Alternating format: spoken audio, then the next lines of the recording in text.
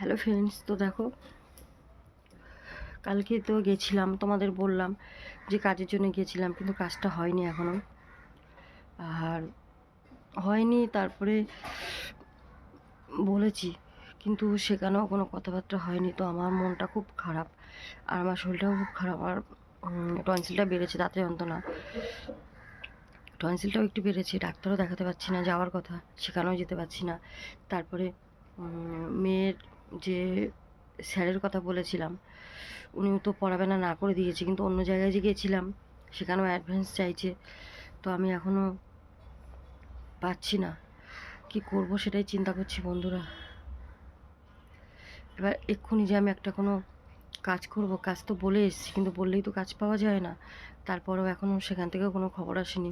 তো কালকে অন্য একটা জায়গায় গেছিলাম, তোমরা দেখেছো, মেয়েকে নিয়ে গেছিলাম, একটা স্যারের সাথে কথা বললাম। ওখানে অনেকগুলো টাকা অ্যাডভান্স চাইছে।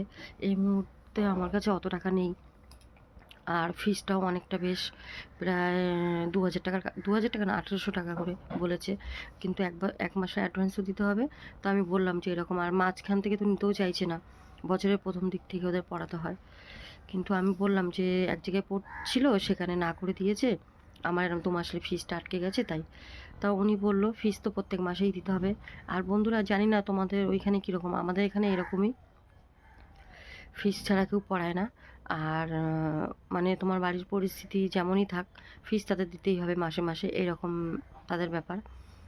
তো কোনো স্যার যে এতটা নিষ্ঠুর হতে পারে আমি কোনোদিন ভাবিনি। একটা মেয়ের পড়াশোনাটা নিয়ে কেন ভাবে না? আজকে সবাই যদি আমরা ভাবতাম, যেমন আমি চিন্তা করি যে হ্যাঁ, আমার মতন আরও অনেক ফ্যামিলিতে আছে পড়াশোনা করতে পারে না, বা মায়েরা করাতে পারে না।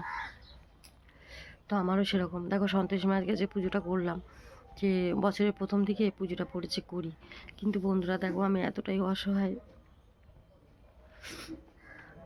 এতটা অসহায় আমি পারলাম না।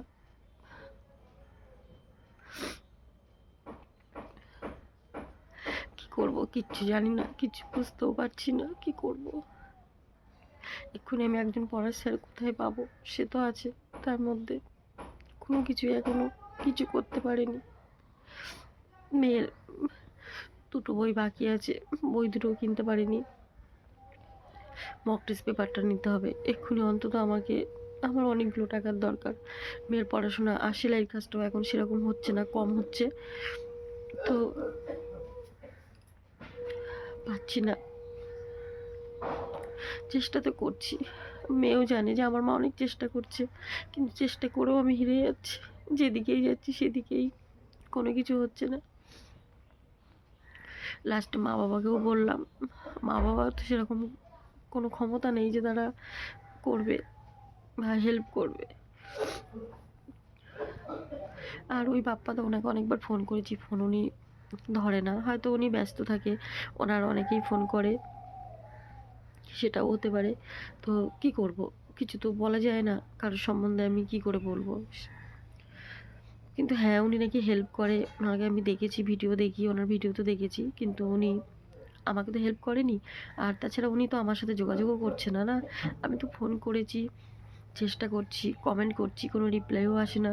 তো এই জন্য একটা মানুষকে এতবার ফোন করার পরে, কমেন্ট করার পরে একটা তো রিপ্লাই আসে বন্ধুরা, বলো। কিন্তু কোনো রিপ্লাইও আসছে না, কোনো কিছুই বলছে না, মানে কমেন্টেও রিপ্লাই করছে না, আর ফোনও ধরছে না। তো আমি কালকে 2-3 জায়গায় গেছি, কোথাও হয়নি। বলেছে দিদি যে কাজ হলে আপনাকে খবর দেবো। এর থেকে তো আমি জোর করতে পারি না, বলো। তো আমি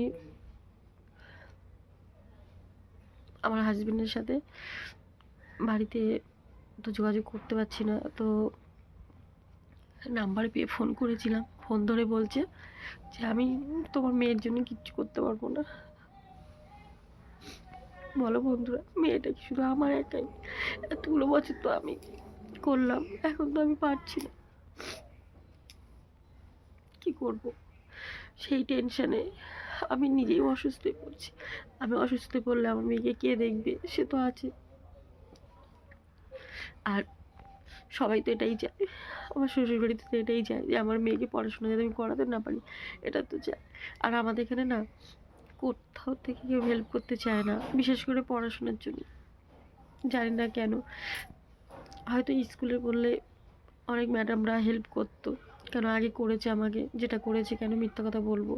কিন্তু এই যে মেয়েটাকে যেটা পড়াচ্ছি আমি, নিটের প্রিপারেশন নিচ্ছে, এটার জন্য আলাদা ভর্তি করতে হয়। আর সেখানে আমি ভর্তি করেছি, কিন্তু আমি তাদের আলাদা যে স্যার রাখতে বলেছে সেটার জন্য আমি প্রিপারেশন কালকে একজনের থেকে 600 টাকা ধার করেছি বন্ধুরা, করে আমি মেয়েকে নিয়ে গিয়েছিলাম।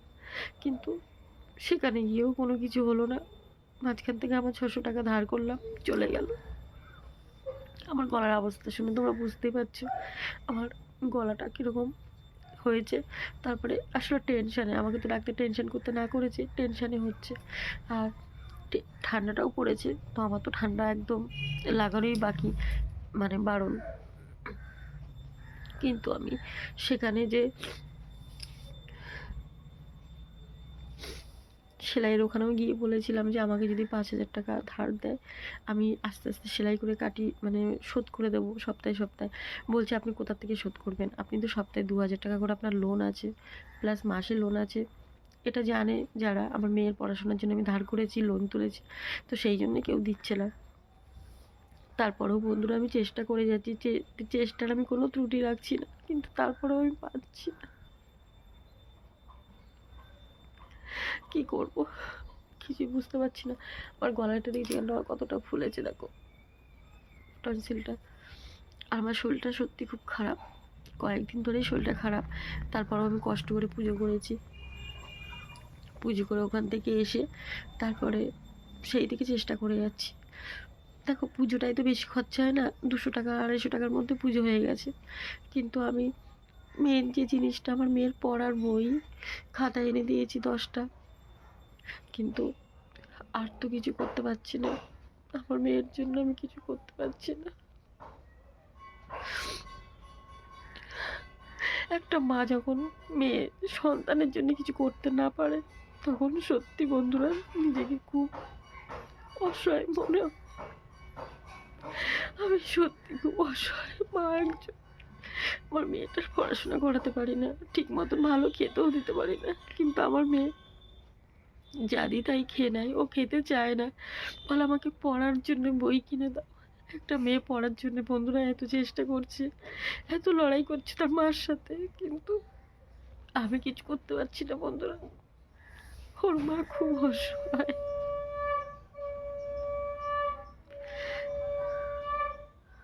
এতটা ফিস আমি কোথার থেকে দেব? হ্যাঁ দিতে পারতাম, আমি যেটুকু সেলাই করি কাজ করি হয়ে যেত, কিন্তু আমার যে লোনগুলো আছে না, লোনগুলো 2 বছরের আগে শোধ হবে না, সেই 26 সালের জুলাই মাসে গিয়ে শোধ হবে। আর একটা দুটো টাকা না, অনেকগুলো টাকা লোন। কিন্তু এখন কি করব, এই সময় এসে না আমি পিছিয়ে যেতে পারছি না এগিয়ে যেতে পারছি। এর থেকে একটা মা আর কতটা করবে? মেয়েও বুঝতে পারছে, ওর মা অনেক চেষ্টা করছে, ওর মা অনেক কষ্ট করছে, তারপরেও মেয়েও কান্নাকাটি করছে, মা আমি কি পড়তে পারবো না মা। যখন এই কথাটা বলে বন্ধুরা, মা আমি আর কি পড়তে পারবো না, তখন সত্যি বন্ধুরা খুব কষ্ট হয়। মেয়েকে বলছি আমি তো চেষ্টা করছি, দেখছি কি করা যায়, ওকে এইটা বলে বলে রেখে দিচ্ছি। মেয়ে পড়ছে, ক্লাস করছে। আমি কালকে সেই সন্ধ্যার সময় ভিডিওটা এখনো এডিট করতে পারিনি বন্ধুরা, সময় পাইনি। কালকে এসেছি রাত 9টার সময় বাড়ি মেয়েকে নিয়ে, এসে শরীরটা এতটা খারাপ, শুয়ে পড়েছিলাম। তারপর সকালে উঠে কয়েকটা সেলাইয়ের ছিল শাড়ি, ফলস পিকো, ওগুলো করলাম, করে ঘরের কাজ করে ভিডিও হয়নি, এডিট করা হয়নি। কয়েকদিন ধরে ভিডিও দিতে পারছি না, আমার চ্যানেলটা তো ডাউন হয়ে যাবে। চ্যানেলটার জন্য আমি অনেক কষ্ট করছি বন্ধুরা। আমার চ্যানেলটা একটু যদি তোমরা সাপোর্ট করো, একটু যদি শেয়ার করো, আমি ইউটিউব কোম্পানির কাছে খুব অসহায় বলছি, তোমরা আমার চ্যানেলটা, আমার ভিডিওটা একটু ভাইরাল করে দাও।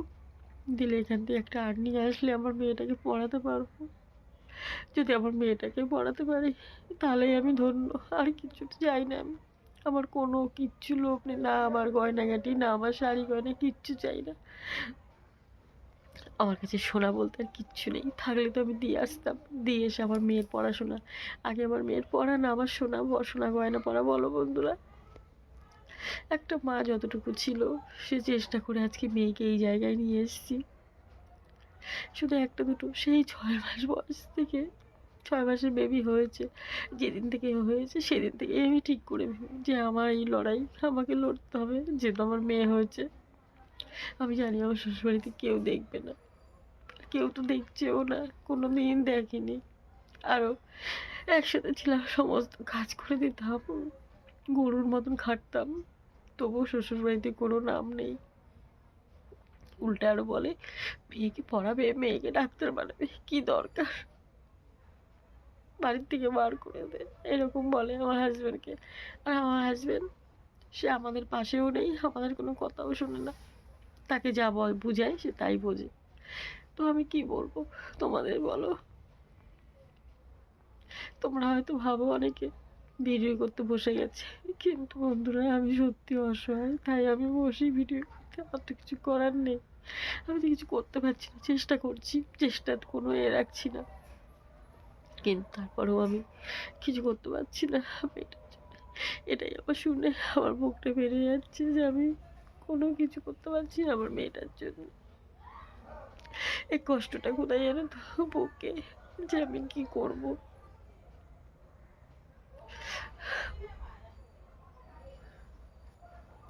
আমি কিছু করতে পারছি না, শুধু বসে যেখানে যাচ্ছি, কোথাও এখন কাজ পাচ্ছি না। কাজের অনেক চেষ্টা করছি, একটা রান্নার কাজেও যদি পেতাম একবেলা আমি করতাম। আর বাড়ির থেকে বেরোবো, মেয়েটাকে সারাদিনের জন্য রেখেও বেরোতে পারি না, রিক্স হয়ে যায়। আমার বাড়িতে যেহেতু একটা সমস্যা আছে তোমরা জানো, সেটার জন্য পারি না। তো বন্ধুরা, চেষ্টা তো করছি, তোমরা শুধু আমাকে একটু সাপোর্ট করো, একটু সাপোর্ট করো, এটাই তোমাদের কাছে আমার চাওয়া, আমাকে একটু সাপোর্ট করো। এগুলো যদি বিক্রি হতো, এগুলো বিক্রি করে দিতাম, এগুলো তো কোথাও বন্ধ, কিন্তু শোনার না, তো কেউ নেবে না। কিন্তু এইটাই আছে। আর এটা আমার একটা পাথর জ্যোতিষী দেখিয়েছি, সেখান থেকে আমার মা দিয়েছিল। কিন্তু কি করব, আমি যে বড় অসহায়,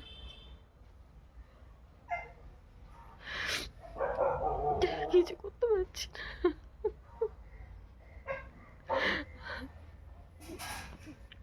বন্ধুরা, তোমাদেরকে বলছি, তোমরা তো এত মানুষকে হেল্প করো, এত সাপোর্ট করো, যাদের বড় বড় চ্যানেল আছে, আমার এই ছোট চ্যানেলটা একটু সাপোর্ট করতে পারো না বন্ধুরা? তোমরা কি পারো না? যে একটা মা তার মেয়েকে নিয়ে এত কষ্ট, এত অসহায় আছে।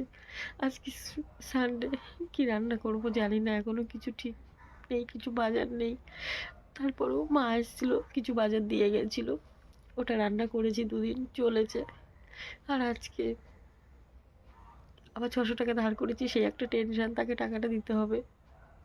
আমি যদি কাজ করি সেখান থেকে তার টাকা দিয়ে দিই, ধার করলে তো দিতেই হবে বলো, তারা তো আমাকে অসময়ে দিয়েছে ধার।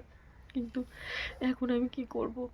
মেয়ের তো টিচার এখনো ফিস ব্যবস্থা করতে পারিনি, তারপরে বই খাতারও খাতা করেছি, বইয়ের ব্যবস্থা করতে পারিনি। বন্ধুরা, তোমরা একটু সাপোর্ট করো আমাকে। আমি জানি তোমরা সাপোর্ট করবে, তোমাদের মতন নিজের তোমার কেউ নেই, তারপরেও বলছি বন্ধুরা কিছু করো, তোমরা একটা কিছু করো আমার মেয়েটার জন্য।